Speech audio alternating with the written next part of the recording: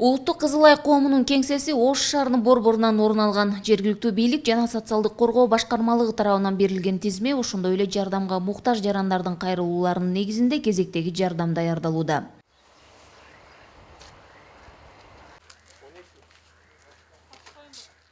Ыйык Рамазан айында 60 үй бүлөгө азык-түлүк таркатуу демилгеси башталды. Кызыл Ай коомунун кызматкерлери жардамга муктаждардын даректерин тактап үйлөрүнө барышат.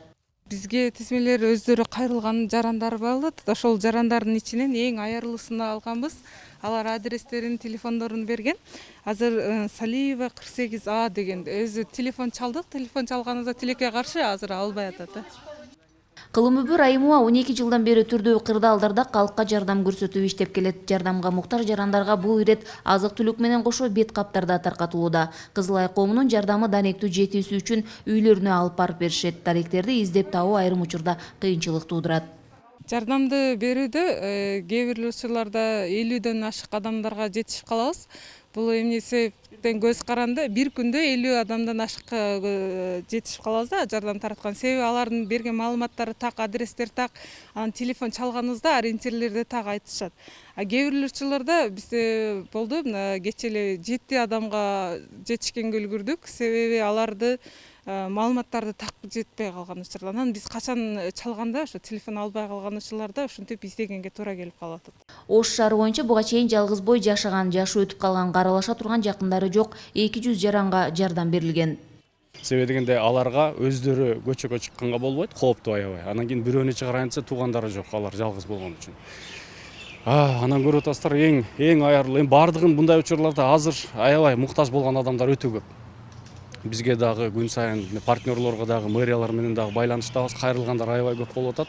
Бирок ошентсе дагы жумуш экен, ошонун ичинен дагы эң аярлуу деп туруп тандашка туура келип атат. Себеби дегенде ресурстар бардыгында эле чектелүү болот. Ал эми бул медицина кызматкерлерине коргоочу кийимдерди ЖИА ишкерлери Элим Барсынбы кайрымдуулук уюму менен биргеликте Кытайдан алып келип, өлкө боюнча таратышууда. 1000 даана коргоочу кийимдер медицина кызматкерлерине берилүүдө. Ошондой эле Ошто 500дөн ашуун азык-түлүк баштыгы да таркатылат. Ошол акчаны Кытайга жөнөтүп, мондай спецформалар алдык да. Анан ошол республика боюнча ошол 100дөн облус боюнча 100дөн болуп бөлүнүп атат. Ошол бүгүн Ошко келди. Ошол Ошко тапшырдык буюрса. Анан ошол эле учурда могул спецформа, анан кайрымдуулук иштери боюнча биз азык-түлүк баштыктарын да таратып атабыз. Бул дагы ошол республика боюнча жүрүп атат. Жалгыз бой карыларга жана муктаж үй бүлөлөргө азык-түлүктөрдү таркатууну Республикалык аялдар кеңеши да колго алган. Кайрымдуулук иш-чарасынын алкагында аз камсыз болгон үй бүлөлөргө жана кароосуз калган жарандарга тамак аш азыктары жеткирилип берилди жана медициналык бет каптар да таркатылды. Ишкана мекемелерге биз медицинский маскалардан ошо 1000 штуктан ИИМге, УВДга ошондой медицинский стационарларга ошо 1000 штуктан таратышка мүмкүнчүлүк болду. Көп колдонуучу маскаларды мына азыркы күндө деле ошондой үй бүлөлөргө таратып турабыз. Бул биздин колубуздан келген жакшылык.